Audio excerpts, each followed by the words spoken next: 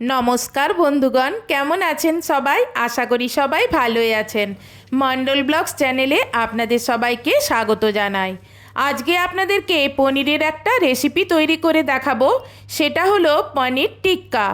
তার জন্য এখানে টক দই লাগবে। এখানে দইটা আমি এক ছাঁকনি দই নিয়ে দইটা গ্লাসের উপরে রেখে এর জলটা ছেঁকে নিচ্ছি। যতক্ষণে জলটা ওখানে ছাঁকা হচ্ছে ততক্ষণে এদিকে অন্য জোগাড়গুলো করে নিচ্ছি। যেমন এতে যেসব সবজি লাগবে, যেমন ক্যাপসিকাম দিচ্ছি, টমেটো দিচ্ছি, পেঁয়াজ দিচ্ছি আর ধনেপাতা দিচ্ছি। আর এখানে মেন ইনগ্রিডিয়েন্টস হলো পনির। এখানে পনির আমি 250 গ্রাম নিয়েছি। যেহেতু দোকানের পনির আমি একটু জাস্ট ধুয়ে নিলাম। দিয়ে এবারে পনিরটাকে আমি ছোট ছোট করে পিস করে নেব। প্রথমে লম্বায় এইরকম কাটলাম, তারপরে আড়ে আড়ে এইভাবে কেটে নিচ্ছি। পনিরটা আপনারা পাতলা পাতলা কাটবেন না, এই রকম মোটা মোটা কাটবেন, না হলে শিখে কাটতে গেলে এটা কিন্তু ভেঙে যেতে পারে। সেই জন্য ঠিক যেই রকম পনিরটা লম্বা লম্বা মোটা মোটা রেখেছি, ঠিক সেম আমি টমেটোটাকেও সেইভাবে কেটে নেব। সব সবজিগুলোই আমি এই রকম লম্বা লম্বা করে টুকরো করে নেব। প্রথমে টমেটোর ভেতরে যে বীজ আছে সেই বীজ পোর্শনটা ফেলে দেব আর শাঁসটা নিয়ে নেব। দিয়ে লম্বায় একটা এইভাবে টুকরো করে নেব। ব্যাস, এগুলো দেখুন পুরো পনিরের মতন, পনির যতটা লম্বা ঠিক দেখুন টমেটোটাও ঠিক ততটা লম্বা করেই আমি কেটেছি। এবার এতে দেব ক্যাপসিকাম, সেই ক্যাপসিকামটাও কেটে নেব। প্রথমে ক্যাপসিকামটা কেটে ভেতরের বীজগুলো ফেলে দেবেন। এই বীজগুলো কিছুটা খেতে তিতা তিতা লাগে, সেই জন্য বীজগুলো ফেলে দিতে হয়। দিয়ে এটাকেও ওই রকম লম্বায় টুকরো করব। দেখুন ভুলে আমি ছোট ছোট করে টুকরো করা হয়ে গেছে।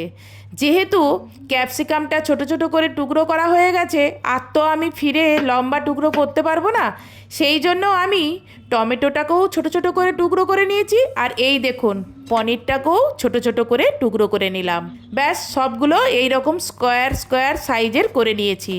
আর এখানে যে একটু ধনেপাতা দেবো, সেই ধনেপাতাটাকে মিহি কুচি করে নিলাম। এবার একটা বড় বাটি নিয়ে টিক্কা মশলাটা বানিয়ে নিই।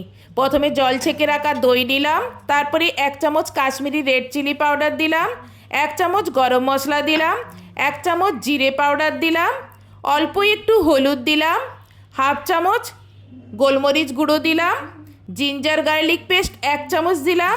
এবার মেথি, যেহেতু বর্ষাকাল মিয়ে গেছে সেই জন্য এটাকে আমি অল্প একটু হালকা করে রোস্ট করে নিয়ে তারপরে হাতে করে গুঁড়ো করে দিয়ে দিলাম। তারপরে এখানে অল্প একটু জোয়ান দিচ্ছি, সেটাও হাতে একটু ক্র্যাশ করে দিয়ে দিলাম। আর 4 চামচ মতন এখানে রোস্টেড আমি রোস্ট করে নিচ্ছি বেসনটাকে।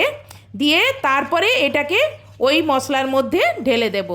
এইভাবে তাওয়াতে একটু হালকা করে রোস্ট করে নেবেন, কারণ এই বর্ষাকাল তো একদম এটা মিয়ে গেছে। দিয়ে এবারে এটাকে এই মশলার মধ্যে ঢেলে দিলাম। অল্প একটু লবণ দিলাম বা স্বাদ মতন। এখানে 1 চামচের মতন আমের আচার দিলাম ফ্লেভারের জন্য। এবার 4 চামচ সর্ষের তেল গরম করে নেব। গরম করে নিয়ে এটাকেও এই মশলার মধ্যে ঢেলে দেব। এবার এইগুলোকে একসঙ্গে ভালো করে মিক্সড করে নেব। একদম ভালো করে এটা মিক্সড করতে হবে, যেন সব মশলা পরস্পরের সঙ্গে ভালো করে একটু মিশে যায়। এবার টেস্ট করে নুনটা একটু দেখে নেন ঠিক আছে কি না, বা সব কিছু মশলা ঠিকঠাক আছে কি না, এই সময় একটু চেখে দেখে নিয়ে কম বেশি হলে আবার দিয়ে দেবেন। প্রথমে আমি দিলাম সবজি ক্যাপসিকামটা আর টমেটোটা দিয়ে দিলাম। তারপরে এগুলো মাখিয়ে নিয়ে তারপরে এতে আমি পনিরের টুকরোগুলো দিয়ে দিলাম। এবার এই পনিরটাকে একটু হালকা করে এগুলো আলতো করে এই মশলার সঙ্গে মাখাতে হবে, না হলে পনিরগুলো কিন্তু ভেঙে যেতে পারে। একটু আস্তে আস্তে করে পনিরগুলো এইভাবে একটু নেড়ে নেড়ে এগুলোকে মাখিয়ে নিতে হবে মশলা। প্লিজ এখন ভিডিওতে লাইকটা টিপে দেন, না হলে পরে লাইকটা দিতে ভুলে যাবেন।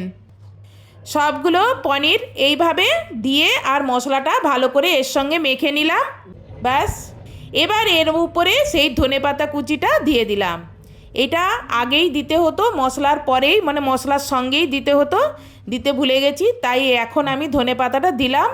আপনারা যখন মশলাটা মাখাচ্ছিলেন সেই সময় এই ধনেপাতাটা দিয়ে দেবেন। এবার পেঁয়াজটা আমি এর সঙ্গে দিয়ে আবার একই রকমভাবে মশলার সঙ্গে এটাও মাখিয়ে নেব।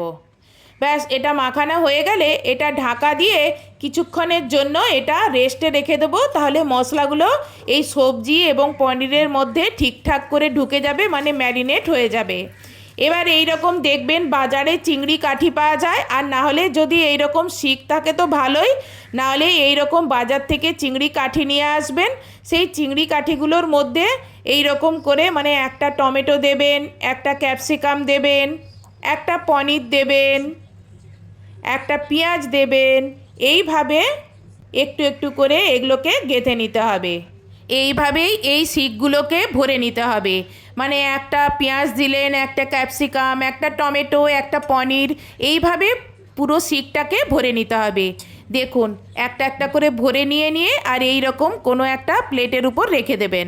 আমি শিকগুলোতেই ভরে নিচ্ছি, তাহলে ভাজার সময় একটু বেশি সুবিধা হবে। কাঠিতেও কোনো অসুবিধে নেই, আপনারা চিংড়ি কাঠিতেও করতে পারেন। এইভাবে সবগুলো আমার তৈরি হয়ে গেছে। এবার আমি এইগুলোকে ফ্রাই প্যানে ভেজে নেব। প্রথমে গ্যাস জ্বালিয়ে ফ্রাই প্যানটা বসিয়ে দিলাম। যখন গরম হয়ে যাবে তখন এইরকম একটু বাটারের টুকরো নেবেন, বা আপনারা যদি সাদা তেলে করতে পারেন তো সাদা তেলেও করবেন, না হলে আমার মতন এইভাবে ফ্রাই প্যানে বাটারটা ভুলিয়ে নেবেন। তারপরে শিকে গাঁথা ওই পনিরগুলোকে একটা একটা করে এই ফ্রাই প্যানের উপরে রেখে দেবেন। দিয়ে এইগুলোকে আস্তে আস্তে করে উল্টে পাল্টে ধৈর্য ধরে এগুলো ভেজে নিতে হবে। এগুলো একটু ভাজতে টাইম লাগবে। আর এই রকম করে পাল্টি খাই দেবেন, তাহলে পনিরটা এক পিঠ হয়ে গেলে আরেক পিঠও হয়ে যাবে। এইভাবে এক পিঠ ও পিঠ করে মোটামুটি 4 পিঠ এইভাবে একটু ভালো করে ধৈর্য ধরে ভেজে নেবেন।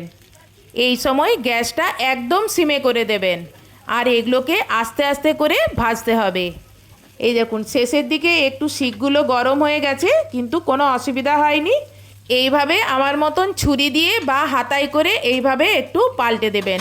উল্টে পাল্টে এগুলোকে একটু ভালো করে ভেজে নিতে হবে। ব্যাস, ভেজে নিলেই তৈরি হয়ে যাবে।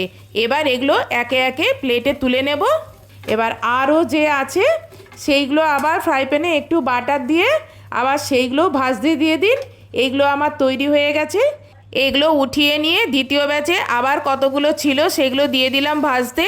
আর এইখানে আমি শিকগুলো এখান থেকে খুলে নিয়ে গ্রিন চাটনি আর স্যালাড দিয়ে এগুলো পরিবেশন করলাম।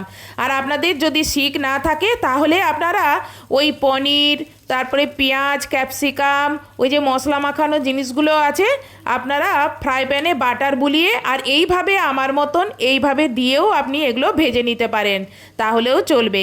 আজকের মতন এখানেই ভিডিওটা শেষ করছি। ভিডিওটা যদি ভালো লাগে তাহলে ভিডিওতে লাইক, কমেন্টস এবং শেয়ার করবেন, আর চ্যানেলে সাবস্ক্রাইব করবেন। আর ফেসবুক থেকে যদি দেখে থাকেন তাহলে ফেসবুকটি ফলো করবেন। আজকের মতন এখানেই ভিডিওটা শেষ করছি। বাই।